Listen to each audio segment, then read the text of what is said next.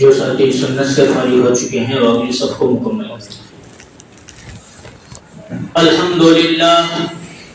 الحمدللہ نحمده ونستعینه ونستغفره ونؤمن به ونتوکل علیہ ونعوذ باللہ من شرور انفسنا ومن سیئات اعمالنا من يهد الله فلا مضل له ومن يضلله فلا هادي له ونشهد أن لا إله إلا الله وحده لا شريك له ونشهد أن سيدنا ومولانا محمدا عبده ورسوله صلى الله عليه وعلى آله وأصحابه وبارك وسلم تسليما كثيرا كثيرا أما بعد فأعوذ بالله من الشيطان الرجيم بسم الله الرحمن الرحيم وما خلقت الجن والإنس إلا ليعبدون وقال النبي صلى الله عليه وسلم شعبان شهري ورمضان شهر الله أو كما قال عليه الصلاة والسلام صدق الله العظيم وصدق رسوله النبي الكريم رب اشرح لي صدري ويسر لي امري واحلل عقدة من لساني يفقهوا قولي۔ ایک مرتبہ نبی اکرم صلی اللہ علیہ وسلم پر درود شریف پڑھ لیجیے۔ اللهم صل على محمد وعلى آل محمد كما صليت على إبراهيم وعلى آل إبراهيم إنك حميد مجيد۔ اللهم بارك على محمد وعلى آل محمد كما باركت على إبراهيم وعلى آل إبراهيم إنك حميد مجيد۔ محترم بزرگوں اور عزیز دوستوں، اللہ تبارک و تعالیٰ کا احسان، اللہ کا فضل اور اللہ کا کرم ہے کہ اللہ تبارک و تعالیٰ نے ہم تمام کو نماز جمعہ کے لیے اپنے گھر مسجد جلد سے جلد آنے کی توفیق نصیب فرمائی۔ جو باتیں کہی جائے اللہ تعالی ہم تمام کو ان تمام باتوں پر موت تک ہمیشہ عمل کرنے کی توفیق نصیب فرمائے اور قیامت کے دن کے لیے ذریعہ نجات اور ذریعہ مغفرت بنائے۔ بزرگوں، دوستوں اور عزیزوں، اللہ تبارک و تعالی کے بہت سارے احسانات، عظیم عظیم احسانات ہم تمام مسلمانوں پر۔ ان تمام احسانات میں سے ایک احسان یہ بھی ہے کہ اللہ تعالیٰ نے ہم تمام کو سال کے 12 مہینوں میں ایک برکت والا، عظمت والا، رحمت والا، مغفرت والا مہینہ رمضان المبارک دیا ہے۔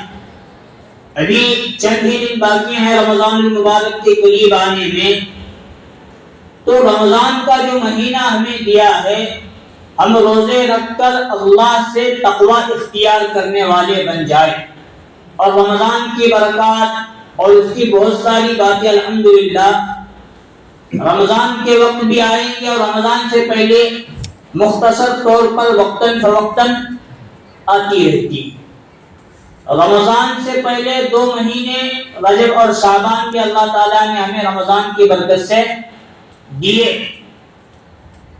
میں نے جیسا کہ حدیث سے پاک پڑھی شعبان شہری و رمضان شہر اللہ،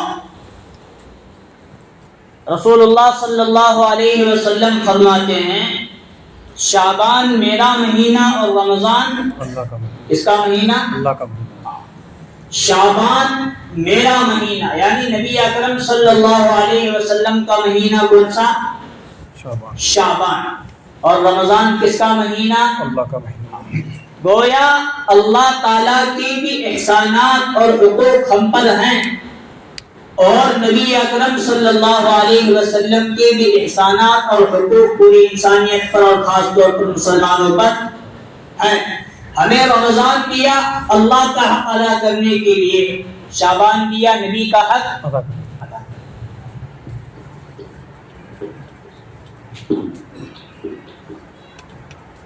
ہمیں رمضان دیا کس کا حق ادا کرنے کے لیے؟ اللہ کا حق. اور شعبان کا مہینہ دیا نبی اکرم صلی اللہ علیہ وسلم کا حق ادا کرنے کے لیے.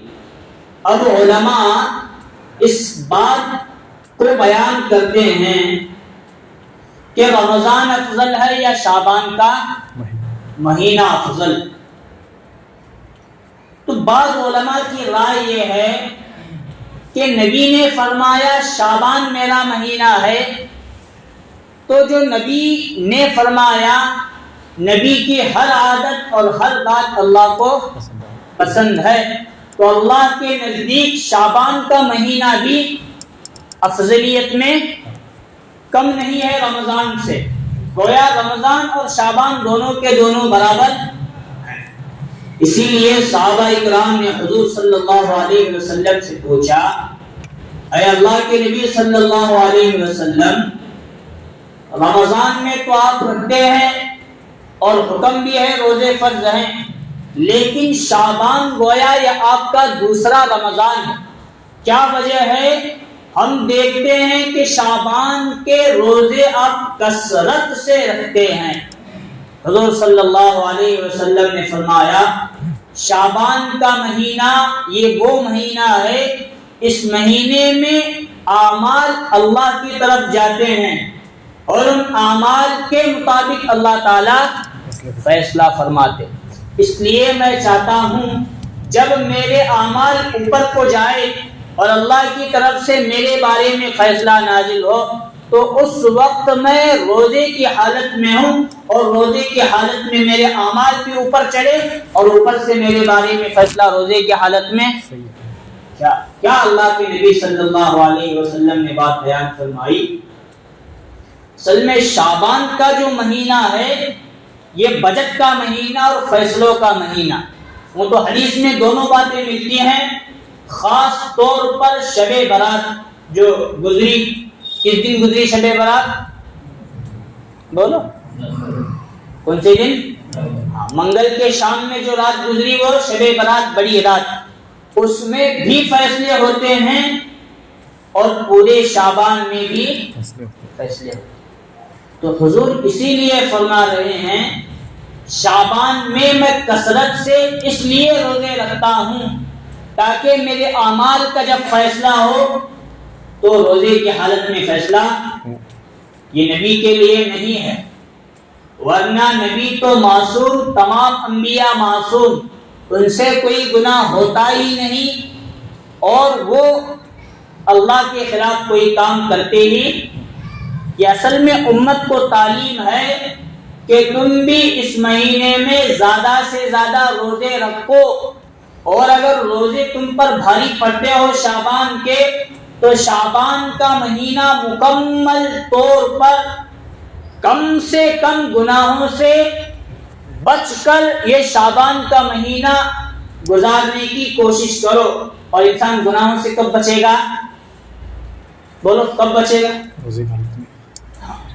انسان گناہوں سے تب بچے گا جب اپنے اوقات، اپنے وقتوں کو نیک کام میں، ورنہ خالی دماغ شیطان کا اڈا.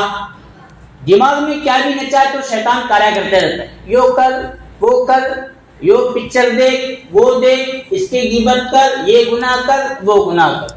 اور ہمیں پورا کا پورا وقت دماغ کو بھی اور پورا کا پورے اوقات اور وقتوں کو نیکیوں میں لگائیں.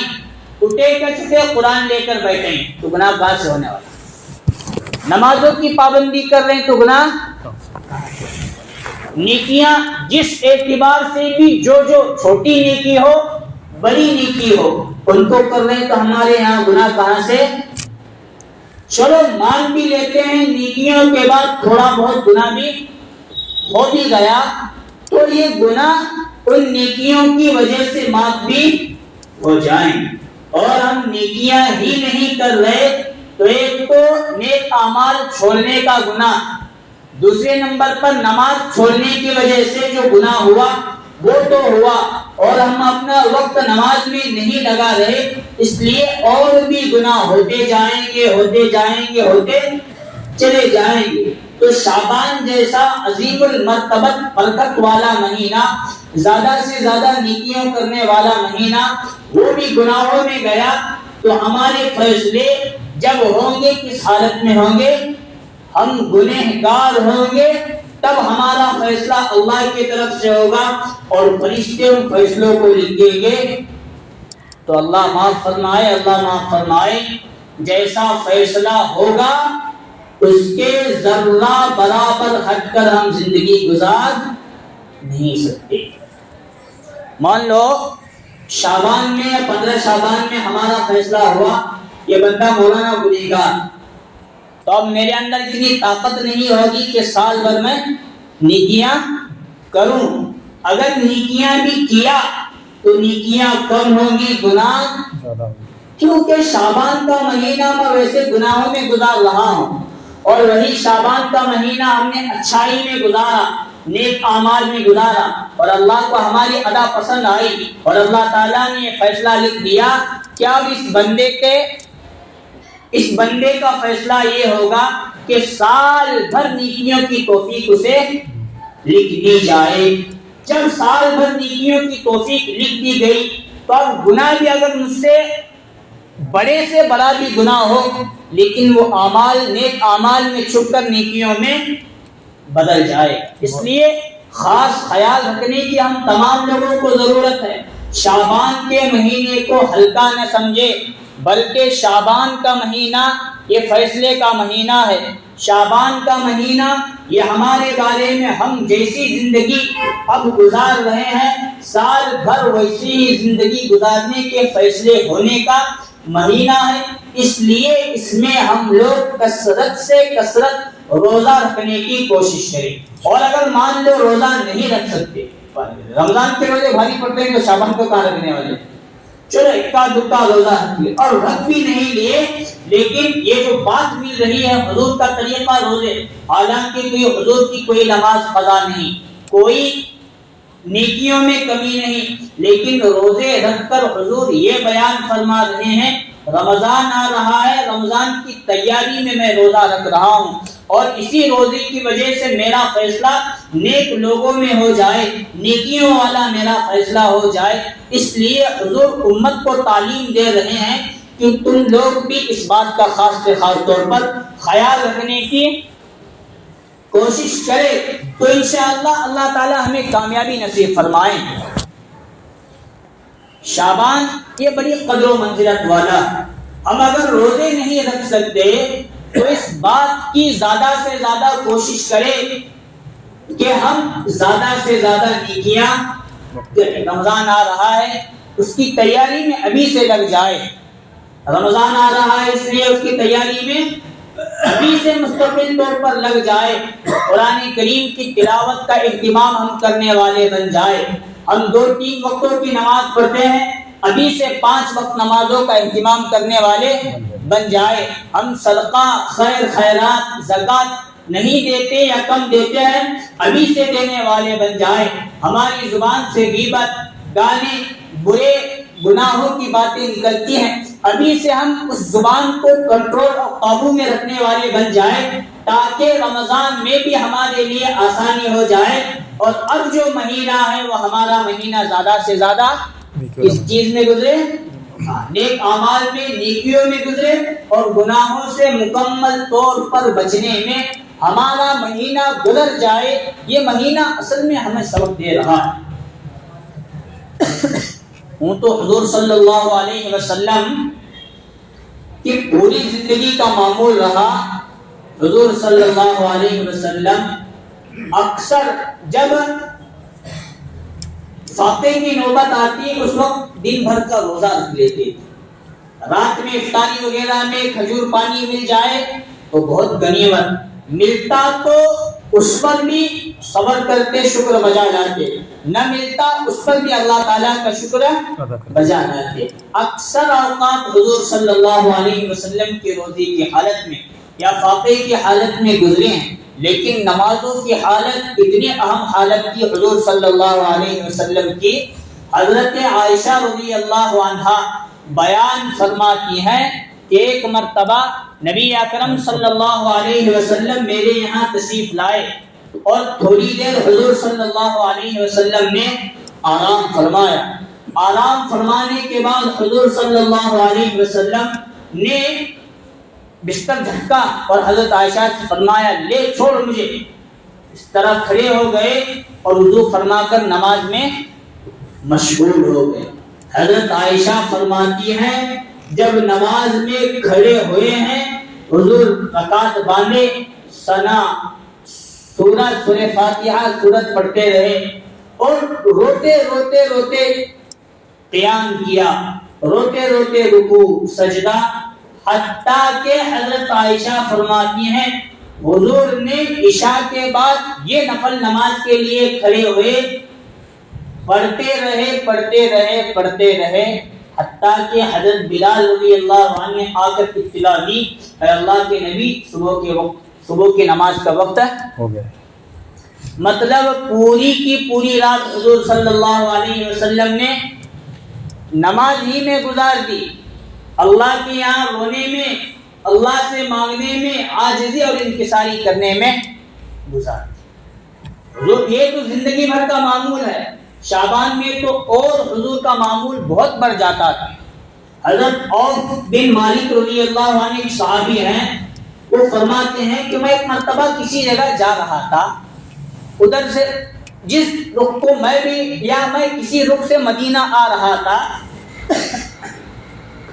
حضور صلی اللہ علیہ وسلم بھی اسی رخ سے مدینہ منورہ تشریف لا رہے. مجھے دیکھا تو مجھے حضور نے لفٹ دے دی. کیا دے دی؟ پہلے بھی دیتے تھے لفٹ, آج ہوتا ہے ٹو ویلر, آج کے ہمیں پہلے بھی ٹو ویلر تھے, گھوڑا گاڑی, یہ سب پہلے کی گاڑیاں, اونٹ گھوڑا خچر گدا, جو پہلے کی. آج کیا ذرا اسٹائل میں آئی, تو پہلے بھی لفٹ دینے کا معمول تھا آج بھی, لیکن آج کل لفٹ دے تو لفڑا ہو رہا ہے, پہلے لفٹ دے تو کیا لفڑا ملتا. تو حضرت عوف بن مالک کیا فرمایا, اور جگہ بیچ میں خالی ہے اور نوجوان حضرات پیچھے بیٹھے, آگے آپ ہی کے لیے جگہ ہے. اور چچا آ گیا, آپ معذور ہیں تو کوئی حرج نہیں, جگہ خالی پر کرنے کا معمول بنا. میں کیا بول رہا تھا, وہ لفٹ دینے کا معمول ابھی کا نہیں پہلے سے. حضرت عوف بن مالک رضی اللہ عنہ کسی جگہ سے مدینہ منورہ تشریف لا رہے تھے. حضور صلی اللہ علیہ وسلم پیدل تھے صحابی, لیکن حضور سواری پر. آج عالم کے پاس سواری ہیں تو دل پیسہ ہے, مولانا پاس بزرگ پاس بھی پہلے سے سواری ہیں. تو حضور سواری پر, حضرت صحابی عوف بن مالک رضی اللہ عنہ پیدل آ رہے. جب حضور نے اپنے ساتھ ان کو اپنے پیچھے ردیف بنا کر بٹھا دیا اور چل دیے, سواری آگے چلی, مسجد میں یا حضور کے گھروں کے یہاں چلے گئے. اب رات کا وقت ہو چکا تھا. اکثر صحابہ کا معمول کیا تھا, دن میں وہ اللہ کے راستے میں رہا کرتے تھے اور رات میں چاہے اپنے مقام پر ہو چاہے اللہ کے راستے میں ہو, رات بھر مصلی پر اکثر کی بات کر رہا ہوں, ہمیشہ نہیں, اکثر دن مصلی پر ہو کر گزار دیتے تھے. اور سونا بہت صحابہ تھا, لیکن عبادتوں میں زیادہ وقت گزرے. تو وہ صحابی اسی جگہ اتر گئے حضور کے ساتھ, حضور کے گھر کے یہاں. اب صحابہ کو معلوم تھا یہ بات کہ حضور اپنا وقت خالی نہیں گزارتے, رات کا ہو یا دن کا ہو کر لیتے. تو صحابی کہتے ہیں عشاء کی نماز ہو چکی تھی, اب کھانے وغیرہ سے ہم لوگ فارغ ہو چکے تھے. میں نے حضور کے سامنے میں محسوس کیا کہ حضور کو پانی کی ضرورت ہے وضو کرنے کے لیے. لوٹا رکھا, مسواک دیا, پھر مصلی میں نے تیار. صحابی فرماتے ہیں حضور نے مسواک کیا, وضو کیا اور سیدھا مصلی پر. عشاء جماعت تو ہو چکی تھی, اب یہ نفل نماز پڑھنے کے لیے, تہجد پڑھنے کے لیے حضور کھڑے ہیں. اب میں بھی سوچا کہ تھوڑا وقت شاید حضور عبادت میں گزاریں گے, میں بھی تھوڑی دیر حضور کے ساتھ نماز پڑھ کر اپنے مقام پر نکل جاتا ہوں. حضور نے جو رکعت باندھی, ثنا سورہ فاتحہ کے بعد سورۃ البقرہ پہلی رکعت کے اندر مکمل پڑھ لیا. کون سی سورت؟ اب یہ سورہ بقرہ ہے کون سے پارے میں؟ کون سے پارے میں؟ پہلے پارے میں اب ہے کتنا بنا ہوا کتنے پارے؟ ہاں 2.5 پارے 2.5 پارے گزرنے ہونا. ابھی ہمیں فاسٹ جو تراویح میں پڑھاتے ہیں جو ہماری رفتار ہے فاسٹ، ورنہ یہ کہ ہمیشہ پڑھنے کا معمول نہیں. فاسٹ پڑھنے کے بعد ایک پارہ پڑھنے میں 1 گھنٹہ ہونا لگتا ہے. 2 پارے پڑھنے میں کتنے وقت ہوا تھا؟ یعنی ایک پارہ پڑھنے میں 20 منٹ، دوسرا پارہ پڑھنے میں 40 اور آدھا ایسے وہ پڑھنے میں مکمل 1 گھنٹہ ہوا. ایک سورہ بقرہ پڑھنے میں، وہ بھی تراویح کی بات، حالانکہ پڑھے نہیں کو چھوڑو نہ تراویح میں پڑھے نہ میں کبھی زندگی میں اپنے یہاں کو سورہ بقرہ پورا پڑھا نماز کی بات. ہاں ایسے تو پڑھنا ہوتا ہے، لیکن حضور نے 1 رکعت میں سورہ بقرہ اگر مان لو فاسٹ پڑھی ہے تو 1 رکعت کتنے منٹ کی ہوئی؟ 1 گھنٹے 60 منٹ کی. اور فاسٹ پڑھنے کا حضور کا معمول نہیں تھا. وَرَتِّلِ الْقُرْآنَ تَرْتِيلًا، قرآن مجید کو رک رک کر آہستہ آہستہ سب چیزوں کا خیال رکھتے ہوئے تجوید کی رعایت، جہاں رحمت کی آیت، جنت کی آیت وہاں خوشی، اور جہاں جہنم ہے وہاں گویا رونے کا، یہ سب ہو کر ایسا. میں تو چپ 1 گھنٹہ لے رہا ہوں، 1 گھنٹے کی 1 رکعت تھی. وہ صحابی کہنے لگے میں سمجھا کہ 1 پارے پر رکوع کر لیں گے، حضور بڑھتے رہے. دوسرے پارے پر رکوع کر لیں گے، حضور بڑھتے رہے، حتیٰ کہ 1 رکعت میں سورہ بقرہ حضور صلی اللہ علیہ وسلم نے مکمل کی. دوسری رکعت شروع ہوئی تو میں سمجھا اب پہلی رکعت تو بہت لمبی ہو چکی ہے، اور معمول یہ جتنا وقت ایک رکعت میں وقت گزرا اتنا ہی وقت رکوع میں، اتنا ہی وقت سجدے کے اندر چلا. مطلب 1 رکعت 1 گھنٹے کی ہوئی ہے تو رکوع بھی 1 گھنٹے، اتنی دعائیں اتنی تسبیح پڑھتے رہے. اور سجدے، دونوں سجدوں میں بھی اتنا ہی وقت حضور کا. 4 رکعت حضور نے پڑھی اور 4 رکعت میں 6.25 پارے حضور صلی اللہ علیہ وسلم نے پڑھ لیے.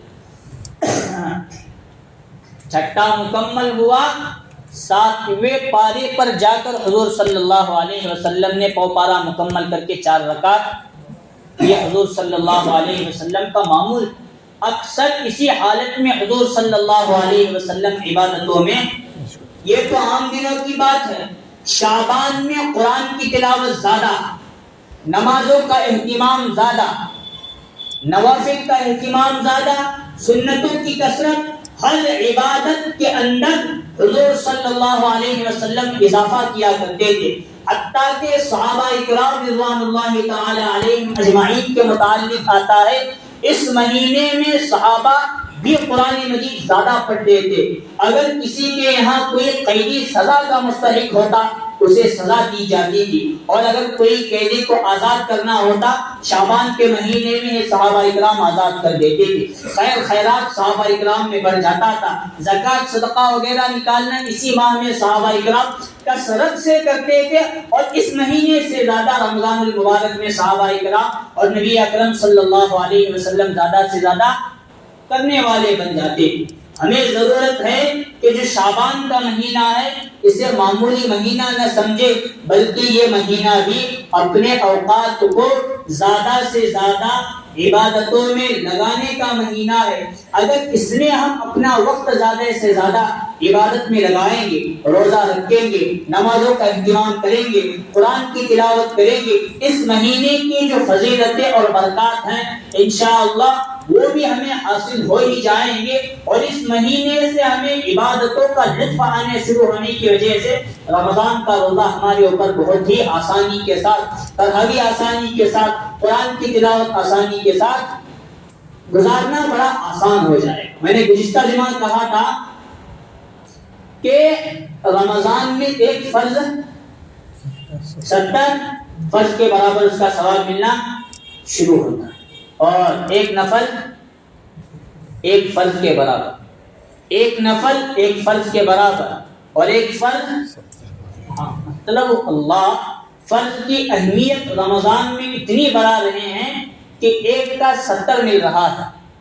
تو ہمیں ہونچ لے کو گئے تو ہمیں کیا بھی انویسٹ کریں پیسہ، ایک کے ہم کون بھی 70 دے رہے ہیں، تو فائدہ ہمیں سوچنے والے یا کام کیوں نہ کرنے والے. مالک کیا شرط لگائے؟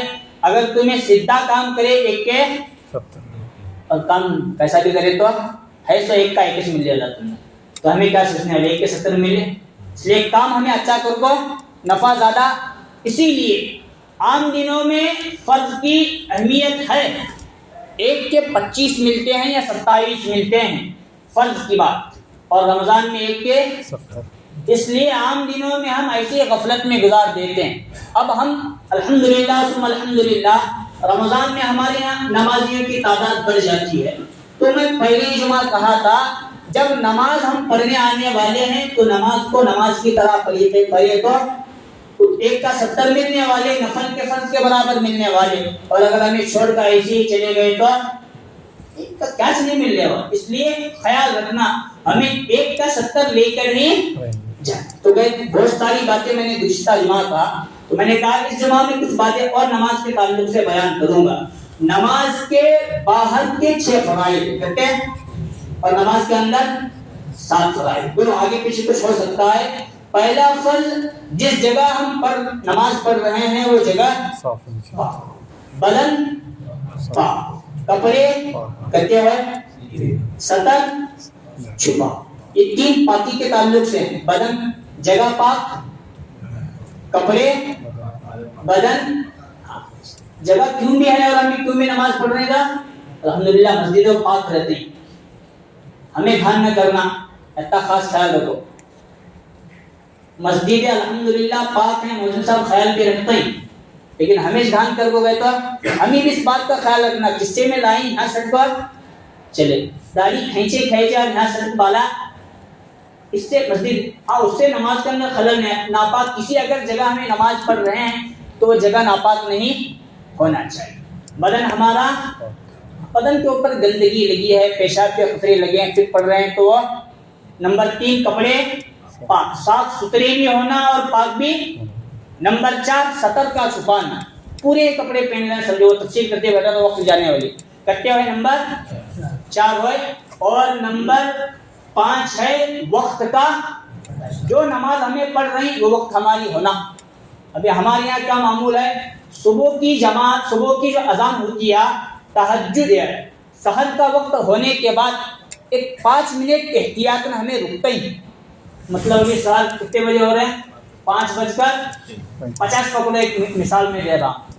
تو اب یہ جو 50 پر وقت ختم ہو رہا ہے اس کے بعد 5 منٹ رکنا احتیاطاً.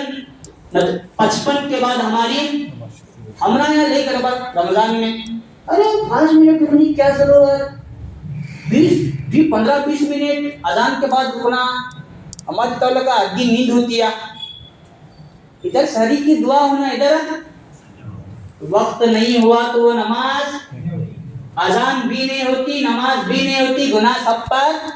اس لیے شور شرابہ مسجد کے تابع ہو کر چلو. مسجد کے لوگ جو وقت طے کر رہے ہیں گھڑیال کے ذریعے یا فقہ کے جو اصول ہیں ان اصولوں کو سامنے رکھ کر ان کی خاص رعایت کرو. نہیں تو وہ کیلنڈر میں ایسا ہے بنا کیا کہیں وہ رمضان میں ٹائم ٹیبل رمضان ہے اس میں ویسا ہے, تو چکڑی والے ایسا چھاپیں, بیلگام والے ایسا چھاپیں, دلی والے. اب ہم ایک سمے کے اعتبار سے چلنے کا 20-30 کلومیٹر پر گئے تو اوقات بھی بدلنا, وقت بھی بدلنا شروع ہوتا ہے. اس لیے ہمیں ہماری مسجد, ہمارا محلہ دیکھ کر ہم سب لوگ انشاءاللہ خاص خیال اس بات کی کرتے ہوئے فرائض 5 ہے. اور نمبر 6 وقت کا پہچاننا ہوا.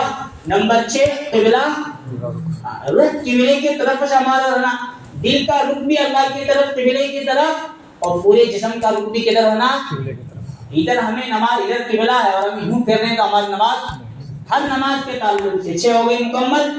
ان 6 یہ جو نماز سے پہلے کی چیزیں ہیں ان کا ہر شخص, ہر نمازی کو کرنا رعایت بہت ضروری. نماز کے اندر کے کہتے بولا میں 7 فرائض. نمبر 1 تکبیر تحریمہ یعنی اللہ اکبر. ہر شخص کی زبان سے, چاہے فرض نماز, نفل, سنت, تراویح کی جماعت یا جنازے کی نماز ہو, یا اور کون سا پڑھتے ہیں ہم عید کے موقع پر, عید کی نماز, تکبیر زبان سے اللہ اکبر تکبیر تحریمہ کہنا فرض ہے. امام صاحب بولے ہمیں ہٹ اگر جاتے ہیں کہتا اکثر تراویح میں 2-5 منٹ لیٹ ہو چلتا جا جائے کیا ہوتا ہے رمضان کے آ رہے پوری تیاری شیا میں گئے تو میدان میں اچھا کیا نہیں. تراویح میں کیا کرتے ہیں اکثر لوگ فرائض میں بھی آج کل کرنے لگے. امام صاحب پڑھوں گے رکھا پڑھنے کا خوب آ رہا ہے ایک رکعت میں کھینچے ہمیں بیٹھنے کا اور امام صاحب رکوع میں گئے تو ہمیں بھی اب جو اللہ اکبر بول رہی تم نہ شک میں تمہیں پڑھنے والے ہمیں تکبیر تحریمہ کا بولے یا رکوع میں جانے کا اور بولے بغیر دونوں بولے بغیر گئے تو وہ سننا بھی گیا تراویح بھی گئی. اور تراویح کے ایک سجدے پر 1500 نیکیاں فقط ایک سجدے پر ملتے ہیں 2 سجدے پر 3000. اگر ہمارے تکبیر تحریم آج نہیں تو وہ سجدہ کام کا نہیں اس کی حیثیت شریعت میں نہیں تو سب سجدے وساج کرتے گئے تو نہیں ملنے والا. اس لیے تکبیر تحریمہ فرض ہے. اور یہ باتیں بہت پھیلتی جا رہی ہیں. امام صاحب تکبیر اولا کا اہتمام بھی کرنا مسلمانوں کے لیے بہت ضروری ورنہ تکبیر تحریمہ بھی آج کل بہت چھوٹا چلا جاتا ہے. رکوع کو ہوئے گا تو ہمیں آنے والے بوجھ ہے. نمبر 1 تکبیر تحریمہ. نمبر 2 قیام کھڑا رہنا. سیدھا کو رکوع میں جاتا ہوں ہو جاتی ہے 1-2 مرتبہ سبحان ربی العظیم ملا تو ورنہ قیام کرنا کیا ہے فرض ہے فرض ہے فرض ہے. نمبر 3 رکوع میں جا. نمبر 4 ایک رکعت میں 2 سجدے کرنا. نمبر 5 کیا بولے چھوڑا بھی کچھ تکبیر تحریمہ قیام قرات کرنا سورہ فاتحہ اور دوسری سورت. نمبر 4 رکوع. نمبر 5 سجدہ. اور نمبر 6 قاعدہ اولا میں التحیات کی بلکہ دونوں قاعدوں میں التحیات کی مقدار بیٹھنا اور پڑھنا بھی. اور نمبر 7 ہے سلام پھیرنا. ایک تفصیل کرتے گئے تو بات بہت بڑھنے والی. سمجھدار ہیں الحمدللہ ایک سمجھے کے لوگ سمجھ لے یہ سب جو باہر کے فرائض 6 اور اندر کے جو 7 ہیں ہر نماز کے لیے یہ ضروری ہیں. اس میں سے ایک بھی چھوٹا تو نماز مکمل طور پر چلی گئی نہ وہ نماز ہوئی نہ نماز کا ثواب ملنے والا. اس لیے 1 کے 70 نفل کے فرض کے برابر ثواب لینا ہے. فرض کے 70 فرائض کے برابر رمضان میں لینا ہے نا ہاں لینا ہے کہ نہیں انشاءاللہ ضرور. اس لیے ان ترتیب کے اعتبار سے چلیں گے تو لے سکیں گے ورنہ کیا شوال کیا شعبان سب برابر ہم نہ ہنچ نمازیں تو رمضان میں ہنچ پڑھ کو گئے تو کیا ملنے والا. اس لیے ہمارا شعبان کا مہینہ بچے کچے جو دن ہیں خاص طور پر زیادہ سے زیادہ ہم ان اوقات کو عبادتوں کے اندر لگائیں. اور مان لو اگر عبادتوں کے اندر کوتاہی کمی ہو سکتی ہے تو گناہوں سے مکمل طور پر بچ کر گزارے تو جو وقت بچے گا انشاءاللہ گناہوں سے توبہ کی توفیق ملے گی. نیک اعمال کی توفیق اللہ تعالیٰ خود بخود نصیب فرمائے گی. اللہ تعالیٰ سے دعا ہے اللہ تعالیٰ ہم تمام کو ان کہی ہوئی تمام باتوں پر عمل کی توفیق نصیب فرمائے. 5 وقت نمازوں کا اہتمام نصیب فرمائے اور اسی طرح شعبان المعظم کی قدر و قیمت اللہ تعالیٰ اور اس کی فضیلت کا احترام ہمیں نصیب فرمائے. آمین. وآخر دعوانا الحمدللہ رب العالمین.